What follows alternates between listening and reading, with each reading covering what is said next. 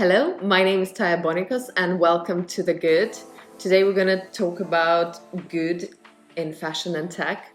I'm personally the founder of Norwegian luxury brand focusing on leather goods and small leather goods. And today my guest is Sara Rakstang.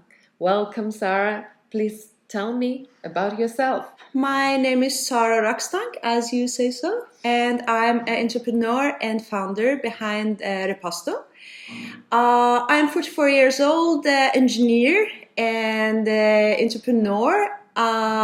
Yes, I like music, dancing, and literature, and interested to make change in the fashion industry. Let's start with how we met. It was Ilva that for the first time came to the office and said that I find something really interesting and I think we need to dig in.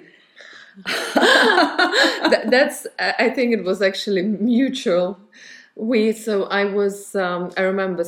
was running between meetings and I got this notification of it was a workshop with reused fabrics and was very kind of business as usual sustainable event in Oslo. And I actually had a fabric that was not delivered on time from Norway, and I was like, okay, let me just check it out. Maybe I can get something and use it for the sample.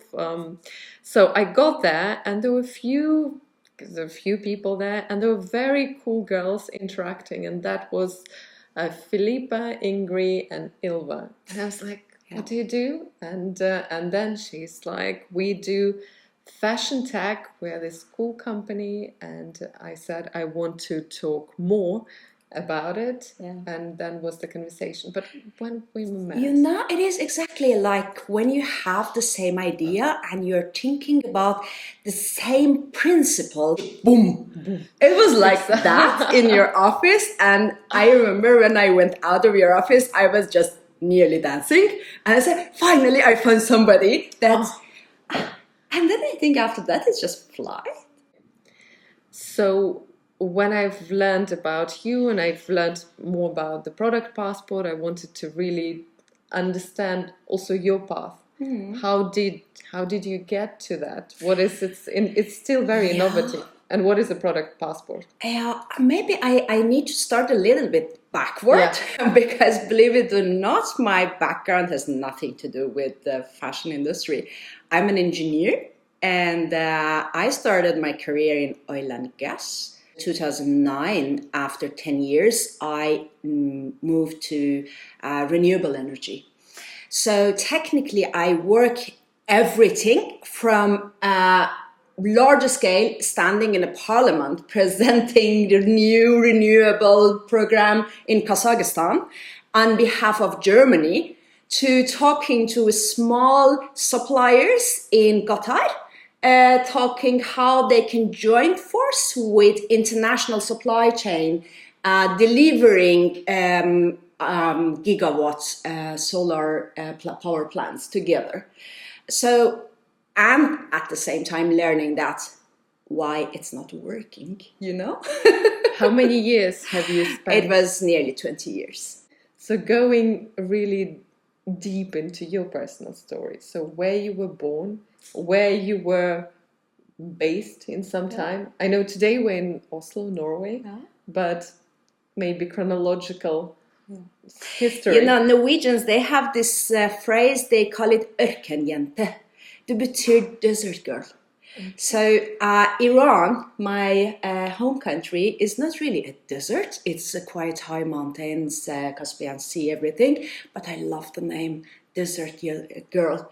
So yes, I am born. I'm a Persian girl. But I worked with mostly in my career with German companies, but in Middle East and CSI regions in North Africa. And then I came to Norway in 2018 because my husband Bjørn Einar, he is Norwegian. So I started working here 2 years as a CEO in a high-tech company. And I think at 40 I started the big revolution. I stopped working for normal businesses. I started Repasdo. Which is, it's like taking that knowledge and understanding of supply chain in oil and gas and applying it in the whole different industry. Yeah, I call it actually energy as a quite inclusive line of work. When you are working in energy field, it's like a big soup of everything. So you learn quite a lot. And textile industry, why? It's actually because the industry is at the edge of transformation. The regulation is coming, the waste, the catastrophe is happening, the customers are interested for a change. Can you find another industry as the edge of such big metamorphosis? No, there is no other industry. So for me, it was like there is no brainer to think about it. And if I want to make a change, I need to find somewhere that is ready to such change. You know, and I think with the apparel industry, even though it's quite small, or some places, some people in comparison to oil and gas may feel oil and gas is such a powerful industry, and it's like, okay, apparel. But we all consumers, on every single one of us, even the most greenest, sustainable, somebody who doesn't, still we consume, we wear clothes and things every day. What I learned is, at least in my 20-something year career, is big and small are fairly relational concepts. For example, in Europe, many solution providers say that small and medium stakeholders doesn't have interesting market to make a solution for them, to help them do better because they are small. But nobody is thinking how many of them we have. You're looking at it and you think that you are 98% of the industry is small and medium. And then you look at it, 110 billion euro every year. This is the revenue just in Europe. Okay, can you tell me, is it a small or big? 110 billion. Every year. And It's over huge. 50% of it is re-export within Europe. Okay, so is it a small or big? It's really depend on how you look at it and how you believe. Are you believing democratizing your solution and delivering to big market for everybody? Or you want to make something for an elite group, making gigantic corporations using big money? I have to say I worked with the second one for enough years. I want to make something for the first group now. Oh, I love that. And I know you do. and I do, because also it's that opportunity for small, medium business, especially for startups in many ways. And in apparel industry, in any industry, there is so many obstacles on your way to enter. And of course, the big players who have the budgets, who have connections, who can move with that force of money, especially, and I would say force on money and power. And then when you're a little fish with a great big ideas and you think, oh my God, like I can do this, like I want to make a revolution, and you don't have tools. You don't have any tools. So when I met Ilva and when I first heard about, back to my story of Repasdo, I was so excited because with Serena, so I'm a founder of Serena, Norwegian luxury brand. We're now focusing on luxury handbags, leather goods, and small leather goods. And what I did at the very beginning of the foundation, I was really excited about tech, and I integrated NFC to create the proof of authenticity. And it was just that technological element to create the breach of past and people faking the goods, and just that narrative of the future. If I can use that super tool and I can communicate in what I already have in the product, in a handbag with NFC, and I can actually take that chip and program it into the product passport, and then tell the consumer and tell the stories like, okay, what is the product passport for consumers? What can it be? Yeah, I think what you did, in a way, sum up one of the most important characteristics of apparel industry in small and medium size. That the brand is full of ideas. This is based off craftsmanship and actually quite valuable principles. But on the process of commercializing the idea, there are so many obstacles on the way that, in a way, a lot of brands, they just getting frustrated and they are like, okay, what is it? I just need to stay alive. And if you ask me, the answer is exactly again what we did together. Instead of going alone, working little by little by yourself, put together this small amount of thing each one of us can do together, and then it would be much bigger. So I'm looking at Italians, Repasdo is half Italian. You are working in Spain. These craftsmanship that is in south of Europe, they are working with fourth generation, fifth generation, the manufacturer that are making Serena bags, because of this digital product passport, which I gonna explain about, we are putting all of these stories of the product behind it. And I don't know how it is even possible to not listening to the story of this 5 generation of craftsmanship behind every single bag that is going to the market. I'm gonna unravel that story into. I'm gonna jump in. So with what Sara is talking about, with when we created a product passport and all the information that goes into the handbag, it was very much about what the bag is made of. The bag is made of leather and incredible craftsmanship that is with hands, and both element of the leather. It comes with the family-run businesses from end of 1875. It's the business based in Igualada. Family, generation after generation, doing the same thing, refining that art of tanning the leather in a most beautiful but also eco way. And that is fascinating. And a lot of people have a lot of scrutiny around leather being not environmental material. But yet, of course, we have food industry, and this is the byproduct of food industry that is there. So on top of that, we have craftsmanship, that the world's biggest and the top, I would say, top-notch luxury places. And the reason why they're luxury to produce leather goods is Spain and Italy, because the craftsmanship been passed on generation after generation because it's not something you can really do online. Okay, let me figure out how I can stitch a bag. No, it's that mastery of the detail of thin lines. And that is what Sara been mentioning about Serena, and one story of people who produce the leather. Incredible story of the craftsmanship of creating Serena with one of the best hands manufacturers in the world. I've done my work traveling around working with different artisans, and they're very good and they're very talented, but it's all about the detail, and that detail that is really passed on to the next, to your son, to your daughter, and then it just has that soul in it as well. Exactly. Many people, both consumers and unfortunately in the industry, they believe that digital product passport or the whole standards behind it is for the sake of regulation. More or less, people start to look at it like accounting. You need to deliver a report at the end of the year if you want to survive.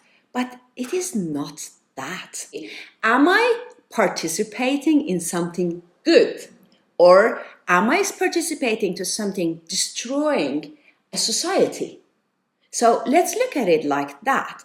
And then it is a lot of discussion about carbon footprints, microplastics, and all of this. Yes, these are important. And this is something everybody needs to know. Am I participating to a product that is destroying the environment? So getting something as boring as reporting, or sharing something as a story. Am I participating to getting better economy to craftsmanship in Europe, or am I supporting fake industry in China? Which is it I am doing as a customer? Which is a very important point, because as we spend our dollar, however, the money that we have. And even though back to consumers, people around thinking about, I go to H&M, it's not a big deal. It's like I buy $10 t-shirt, it, maybe cost me less than some drink in the supermarket. And that becomes kind of unimportant decision, but reinforcing that perspective of actually every purchase decision is crafting the future. Yeah, absolutely. So this is one part. So when I started the work for Digital Product Passport, actually I never talk and describe the work we do is Digital Product Passport. What I call it is transparency as service. Because transparency as service is far more than having a digital product passport. Transparency as service, it means that use transparency as a tool to do your business better and to give your customer an experience that the customer can never have without it. Do you think, and being very pragmatic, and do you think the customers are yet at the place where they kind of, because there are so many things, are they bothered to get to know, or how we can encourage I'm the customer myself, because there are so many things we have to do every day, and does it make it easier for me to understand, to get to that information? Because of course there are websites, there are Instagram. What the customer is buying today, what is it? This is an experiment. Nearly none of us buying nearly anything because we need it. We buy it because we want to have this taste of experimenting something new, something special. Okay. What if through a digital product passport, we open a window to experience something new, experiencing a story, experiencing metaverse, digital twin, experiencing digital wearable, at the same time, experiencing going to show of a fifth generation of a manufacturer, experiencing the fantasy behind the designer's mind, designing piece of product. If we can manage to change it from raw data to experience, then I say you are not selling the product anymore. You are selling all the story through the digital product passport. People are going to pay for that, and that's why they're going to scan it. But as a customer, now, okay, maybe I'm a viewer and I'm like, oh my God, this is so interesting. Well, what are they talking about, the product passport? How do I get hold of it? Do I have to go on their website, on the Instagram? Do I have to tag or see? Do I have to go on Repasdo to see this information of experience? I get this question quite a lot. This is like a paradoxical discussion, how to talk about a very complicated technology concept without making it quite boring. But I think I found some level of a solution for that one. Think about some kind of gigantic hotel with lots and lots of room, okay? And in every room, it's a lot of a small detail, like furniture, everything, okay? So all of these, every room is like a unique garment. It means that if this scarf is, I don't know, hundreds of that, exactly same color, exactly same, created in the same date, each one of them has one room for themselves. But every room has one key, correct? A key is a QR code. Or in Serena, it is an NFC chipset. It can be an RFID. It can be a link on the e-commerce website. So you need a key to open the door and read the data. I love that. I want to. So, and in order to get, you want to go to the hotel. Yes. So in order to get the key, do I come and do you help me with the key? Are you reception? You never see me, actually. You see Serena. Okay. When you buy a bag from Serena, you always see Serena. You don't see me as Repasdo. You can see Repasdo powered by Repasdo on the bottom somewhere, but actually it is Serena. But that's why, because this is branding. This is your brand you're building.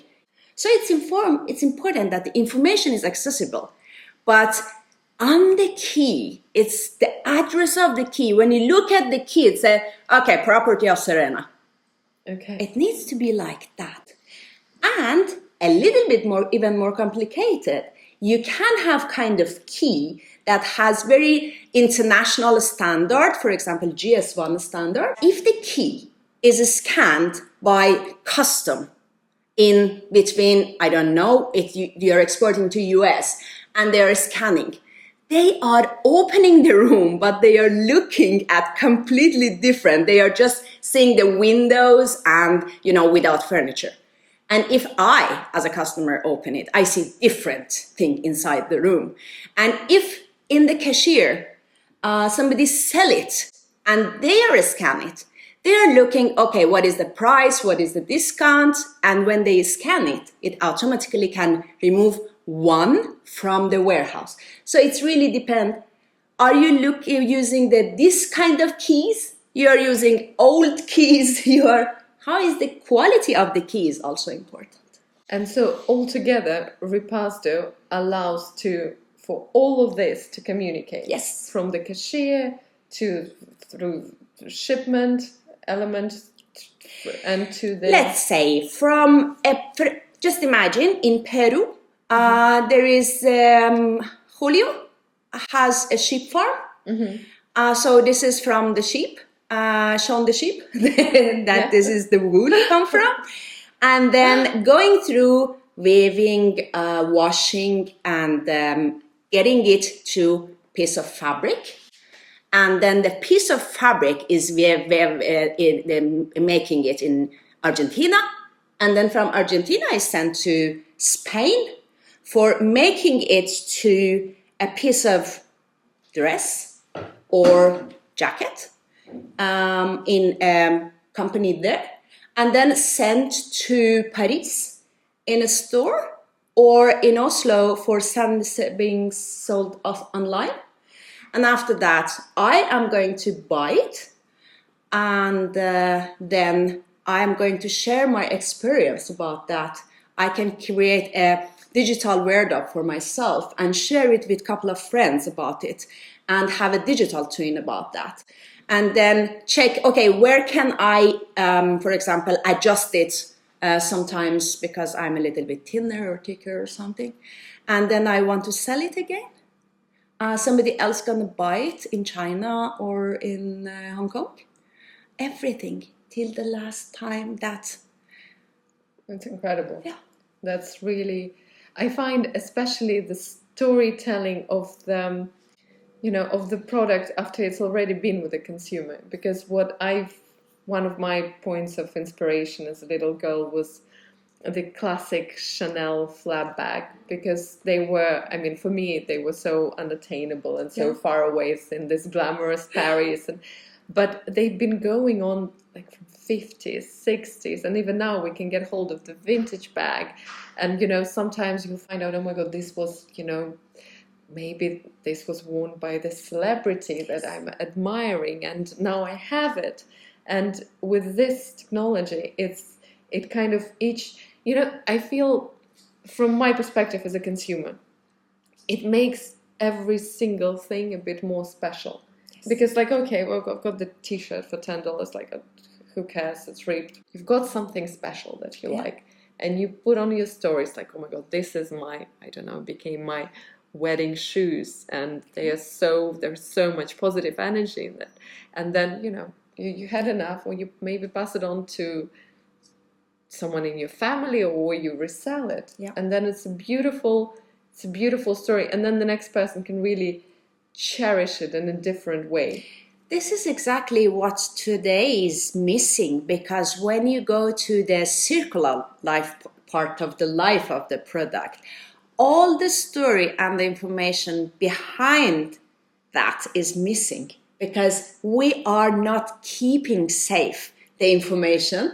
And when I am selling, for example, a pre-loved bag like Serena, where is all of those information about everything that was available on the point of sales? But when it is about the resale, then those information is not there anymore. And the information about the first owner, the second owner, beautiful moments that they want to share with the next owner. In Norway, they have this hitte book that you write on it when you are staying in a cabin. And every piece of luxury is a hitte, is a cabin. It's for any startup, for small business, because usually it's a solopreneur or maybe a few people doing many, many things.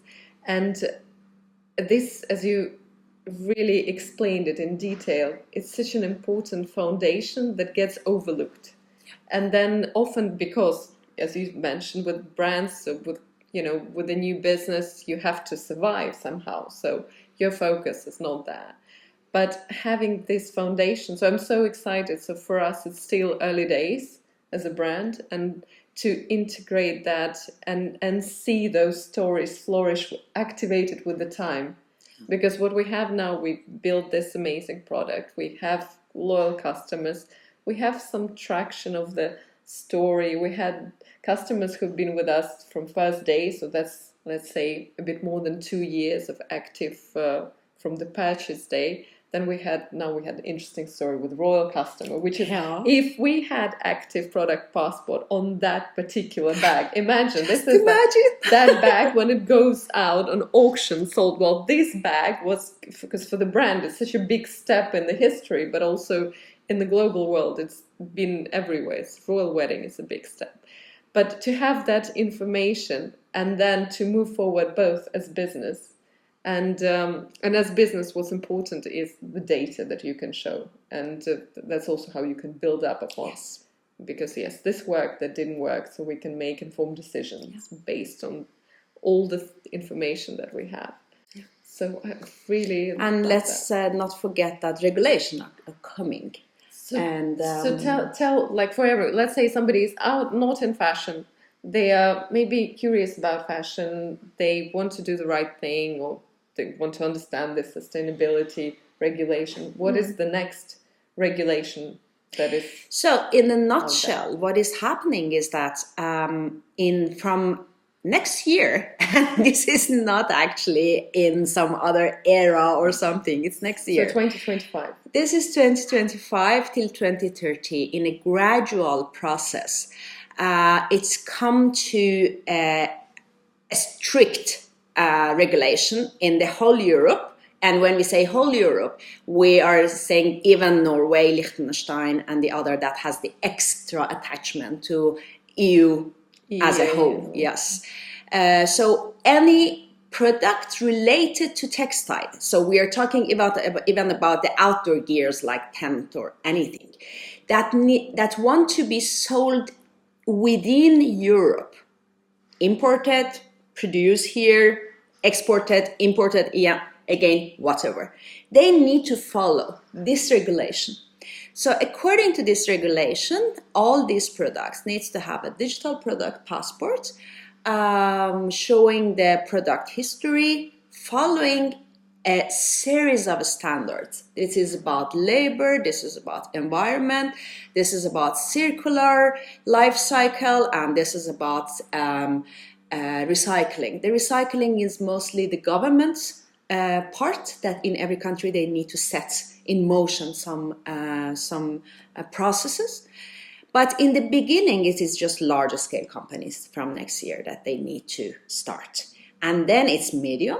And in 2013, nearly everybody needs to do that. The only exemption is about the companies that has less than 10 employees.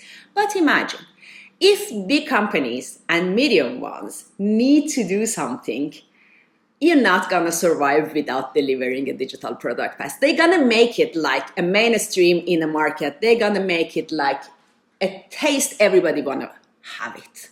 So it's going to be a must. Everybody need it. But would the EU follows exactly till 2030, gonna be 2032, 33? Yes, it might be a little bit slower, but the situation is on a way, fly or die. You adopt or you die. And I don't want to, in 2030, we say that, unfortunately, it was just a help to a big corporations to find the solution, invest hundreds of millions and find the solution. And actually, all the craftsmanship in Europe, because they didn't have money or the muscles, actually they die. So this is my mission. I believe we need to make it possible for a small and medium, the ones that actually are already producing good products, to survive. There is a lot of, in fashion, there is a big conversation about greenwashing and sustainability. Yes. And the greenwashing is fundamentally, it's as the brands and especially big corporations, like you have to tick the box of doing the things that you're supposed to do, but they don't really make a change. They just, we are sustainable because we are 98% made of natural materials. And but in fact, if you go down that path, it doesn't make the steps forward or to. You are making very good point, and this is about greenwashing. Regarding the new regulation, it's quite actually defined that which word you can use without documentation and without a specific third-party evaluation, and which word you cannot use. The using of the word sustainable, circular, green, none of these words would be possible to use anymore again. Using a general ideas about carbon footprint, using a general calculators, it's not possible anymore according to the new regulation. So what we are doing is that we are not a calculator, and we are absolutely not an environmental expert. What we are doing is that we are making integrations with the valid partners that can deliver the data, and that data cannot be tampered with. That actually made me think of we should do some really cool event, experiential event, where that activated label can go live and can go live with Serena. So I'm very excited about it. I want to just add one thing. When we wanted to do Repasdo launch, you kindly came and present your experience with Repasdo. Something really, really lovely was in your presentation. I asked you to deliver to me some notes about people, when they want to present sustainability, they say regulation is coming, they say this kind of thing. You use words like happiness, human value, and I loved it. Somebody at the end of the day talking about happiness, human values. That's why for me, Serena is about experience. Serena for me is not a brand talking about boring things. Serena is about experiencing things. Thank you, Sara. And I'm really excited and I'm really happy to have you today.